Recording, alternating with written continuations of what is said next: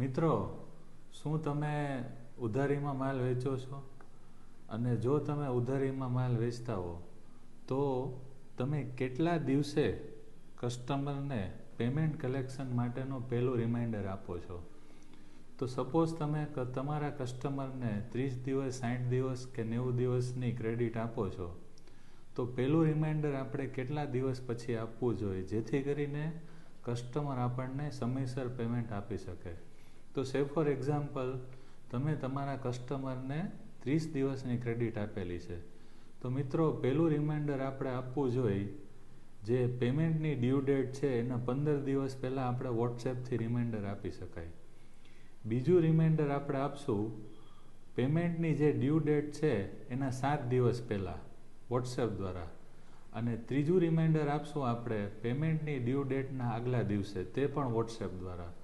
અને જો ત્યારે પણ પેમેન્ટ નથી આવતું, એટલે કે પેમેન્ટ ડ્યુ ડેટના દિવસે પેમેન્ટ નથી આવતું, તો તે દિવસે બપોરે, એટલે કે પેમેન્ટ ડ્યુ ડેટના દિવસે બપોરે 3 વાગે આપણે એને કોલ કરી શકીએ કે તમારું પેમેન્ટ હજી અમારા એકાઉન્ટમાં ક્રેડિટ નથી થયું.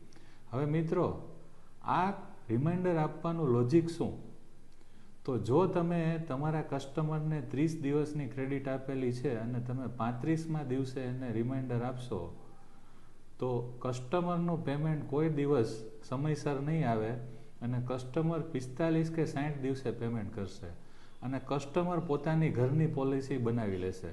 એટલા માટે એને પહેલેથી રિમાઇન્ડર આપવું જરૂરી છે. અને બીજું લોજિક એનું એ છે કે તમે ક્યારેય પણ ભૂતકાળમાં બેંકમાંથી લોન લીધી હશે અથવા તમારી લોનનો EMI અત્યારે ચાલુ હશે, તો બેંક પણ તમને લોન EMIની ડેટના 7 દિવસ કે 4 દિવસ અગાઉ એક SMS દ્વારા રિમાઇન્ડર આપે છે કે આ તારીખે તમારો EMI ડ્યુ થાય છે, તમારી બેલેન્સ મેન્ટેન રાખશો. તો એ જ લોજિક આમાં પણ લાગુ પડશે મિત્રો. Thank you.